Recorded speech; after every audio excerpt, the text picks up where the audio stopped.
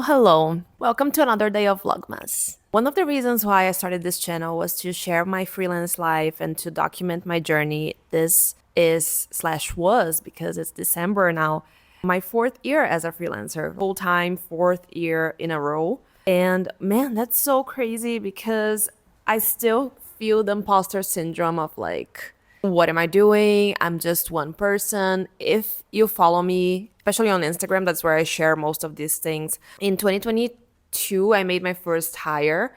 And January 1st, 2023, I rebranded. I decided that I was going to grow as a studio, not just like Mayara, the freelancer, the designer. By the way, I want to talk about the word freelancer. I have a really hard time using it. And when I do, even I give it a bad connotation. But anyway, that's for a later point in this video.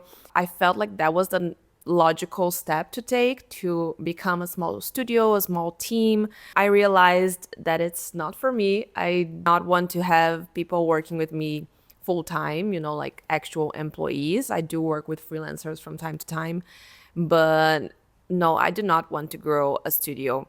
So then, like by early this year, that's when I started to dissolve the studio and just go back to my personal brand and just nurture my personal brand and my personal pages. So it's been really a wild ride for me. The past 4 years have been all about finding myself and finding my design style, my content style, because I started creating content late 2021. And this is a video for me that I really wanted to journal on this. And I thought, why not just make a video that not only celebrates my wins, but also, shines a light on all the things that I realized this year, good or bad, and lessons that I learned. So this is what this video is about. If you are a freelancer, I feel like it really doesn't matter if you're on your first year or 10th year. Some of these are like so simple and it took me 4 years to realize them. Others are like, I really wish that someone had told me in the beginning because I had to learn the hard way. So I have my laptop here because I made a little list. Otherwise, I would just forget what I want to say. And I really want to start from the first one. And I really want to circle back to what I just said about freelancing having just a bad rep. People do see freelancers as less than agencies. It's crazy because for a while it was just me. But as long as I talked, we do this, our team, who we are, then people would really trust me a little bit more. And in hindsight, I don't know if that was me just feeling better and more professional, or if it was really about people feeling that they were getting more for their buck. Because my prices didn't change. It was really just about how I presented myself. I do use the word freelancer or freelance designer a lot, but I try to go for self-employed or solo entrepreneur because at the end of the day, I'm still running a business. And this is something that my imposter syndrome sometimes does not let me see. That, for example, I have two legal entities, one in Brazil, one in Czech Republic. I pay a lot of taxes. My business, has real expenses. And I'm not just doing gigs here and there. And I feel like that's what a lot of people think about when they think freelance. It's just people that do whatever service. You don't really have a filter and your style is all over the place. I feel like platforms like Fiverr and Upwork do not contribute to that image that some people have of freelancers. So while lesson number one is that people definitely do see freelancers as less than agencies, that leads me straight into lesson number two. It's your business and you do whatever you want. The greatest thing about being a freelancer, it's not just the flexibility of taking a day off whenever I want or working from wherever.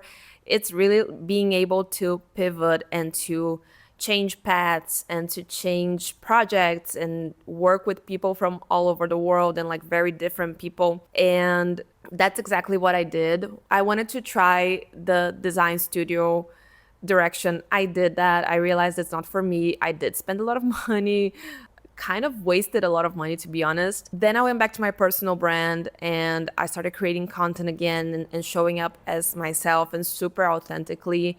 I feel like that was also something that in 2023 I was trying to show up as this person that, not that I wasn't, but I was experimenting, I think, with different characters or like just different parts of my personality. I felt like I had to be just one thing. Of course, you see me like this, but there are days when I want to wear heels and red lipstick, and I'm all of these Mayaras. I'm not just one. And I felt like I had to show up in just one way. So now my personal brand is like my little corner of the internet. I know what I want to protect and what I want to keep to myself and what I really want to share. And sometimes that is cats. Sometimes it's behind the scenes and new projects. I do protect a lot, like my family, my relationship. So those are things that you probably are not going to see, or at least not so often in my platforms. And it's also my choice that I'm bringing my personal life into my business. There are a lot of freelancers that are also content creators that are not doing that. Why is that not working?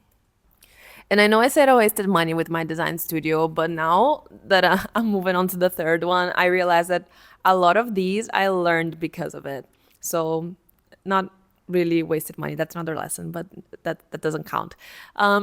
Lesson number 3 is that it's not about hiring or scaling. Sometimes it's just about charging what you're worth, not even what you think you're worth, but just really pricing according to the market and according to agencies. Because if you are skilled at what you do, you're good at what you do, you should be charging the right price for it. Like I know it makes so much sense and it sounds so simple, but I still undercharge. I still feel like I don't charge what I should be charging, considering inflation, considering the experience I have. And not just the hard skills, but my soft skills and the background that I have, like of other industries, other jobs that I've had. I have a lot of experience. I just turned 30 this year. So I didn't just start working. I've been working since officially since I was 17, but I started working much earlier than that. So I should be earning more by now. And at first I thought hiring would help because I would, outsource a few tasks that I know that I spend some time on and it doesn't need to be me. And then I thought that becoming a studio would get me bigger projects. And at some point I realized, okay, I'm having like a lot more expenses than before. I'm still charging, like I started to charge a little bit more when I rebranded, but still I didn't feel confident in charging, double or 3 times. And I was just having all of these expenses and I realized that I should just be charging more. And if I didn't have to pay all these people or pay for double of everything that I had, because for example, like 2 domains, one for me, one for the studio, 2 Google workspaces, stuff like that, it was just a matter of charging more. So it was never a matter of hiring or trying to become something else. The fourth one, when I was writing it down, I felt kind of stupid because I felt, if I was watching this video, like this would sound so obvious. But I don't know if it's obvious to the people that are this like similar to me in terms of personality and like I need to do my 16 personalities test again. I have these periods, when I'm really all about hustling and I want to work 24/7 and I have all of these ideas and I'm actually putting them in practice. I'm seeing stuff come to life and I'm just so excited about work that I'll just forget to take a break.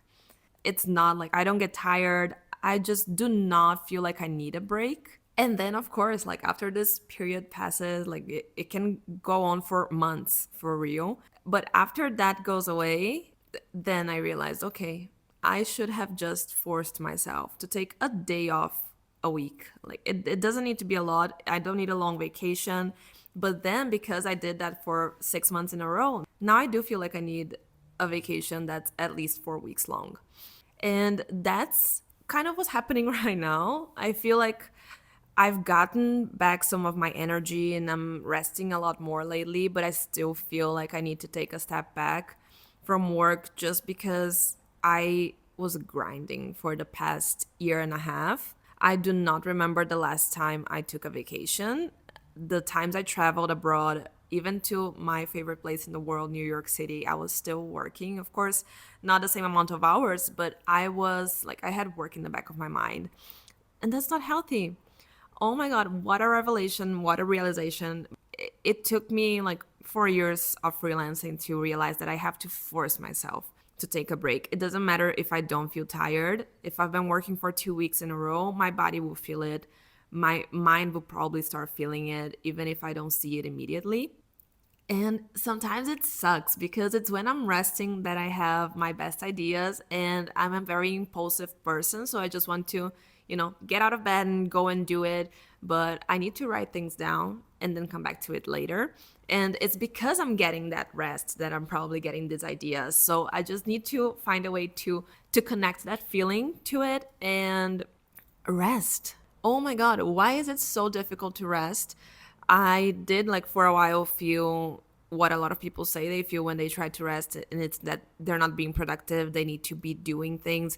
And then, especially if I get into like the finances and all of that, and it's a bad day and I spend more money than I expected to, then I'm gonna start thinking, oh my God, I should be making money, I should be working, I should be going after clients. Just take a day, just rest, just sleep. I'm really trying to do that. I realized that I was getting sick more often.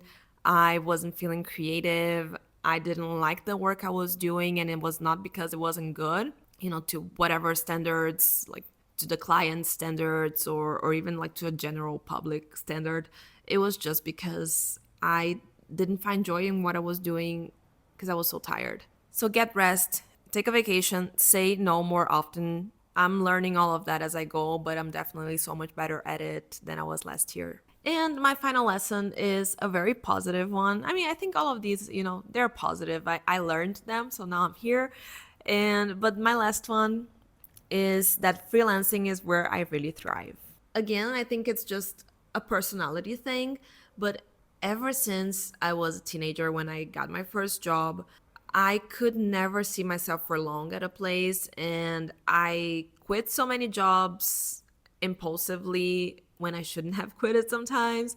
And I just didn't understand why that was happening. And everyone in my life would tell me, like, you're a quitter, like you just quit everything you start. And that was ingrained in me for so long. And when I left home, I was 20, and I said, okay, like, I'm not quitting this. Like, this is the one thing that I'm not going to quit. I'm not going back home. I'm going to make a life for myself. And I worked many jobs since then. That was 10 years ago, but I did freelance throughout these 10 years here and there until 2019 to 2020 when I started freelancing full time. And when I started freelancing full time, I realized, like, this is me, myself, and I. Like, if I don't get up and do it, no one will do it for me. And I was challenged in the best way possible. I'm the type of person that needs to be challenged from time to time. And there was really nothing to quit because it's my life. It's so intertwined with my personal life. It's my day to day. And I hate, like, when people say that, and I hate saying that, but it doesn't feel like a job sometimes. And I think that's also where a lot of the imposter syndrome comes from, because this feels like it's all one thing. Whereas, for example, my husband, he goes to work, he comes back home, and it does feel like he has these two separate lives. Like, even to me, like, as his wife, I see the different person he becomes when he's talking about work, when he's close to people from work. And there isn't that for me.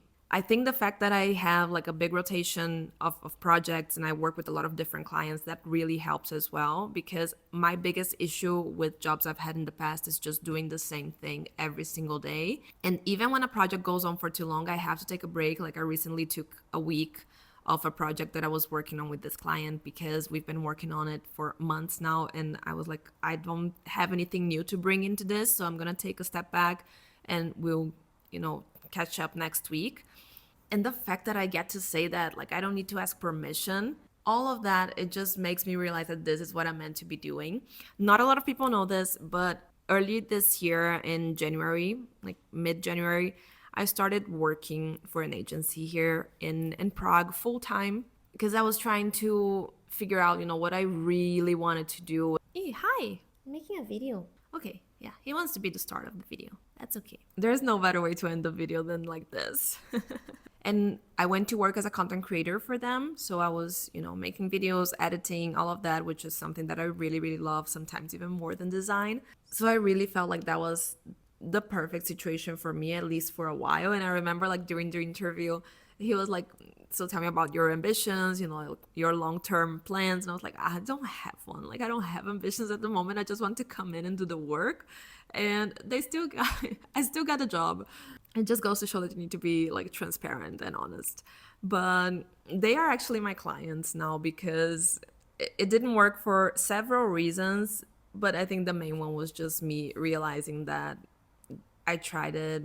It's not for me. I don't know what I expected, but I'm glad I gave it a shot. I was with them for 2 months full time, and now they're my clients, and we work on a lot of different projects, really fun ones. And that connection turned out to be something really amazing for the both of us. And I feel like that experience really encapsulates everything that I was talking about. Do whatever you want, it's your business. It's okay to pivot. It's okay to try new things. My tripod is shaking because of my cat. And it's so crazy to me that we can all have all of these different experiences, be from different parts of the world, and still, at the end of the day, I know that this was like relatable. Let me know which one you relate to the most, but I know that there's something there that will resonate with every freelancer. So I want to invite you, to maybe journal on this or make your own video sharing some of the lessons you learned this year. I decided to make 5 because next year is going to be 5 years in a row that I'm a freelancer. And I'm just so grateful for all the lessons I'm learning, the experience I'm getting, and the ways I'm growing as a person, as a professional. It feels really good to be able to share and feel like I'm giving like actual advice that I would like to have heard years ago. It's 3:15 in the afternoon, sun's gonna start going down, so it's my time to go as well. I have a couple of calls with clients, and I think I need to fix my face a little bit more because, like, yeah, like I'm casual, but not that casual. Please like and subscribe, all the YouTube things that you're supposed to do. And Tiny wants to say, but oh, don't show your ass. Yeah, do not do that. And I will see you tomorrow for another day of Vlogmas. Yeah, she will see you tomorrow. She will really see you tomorrow. Yeah.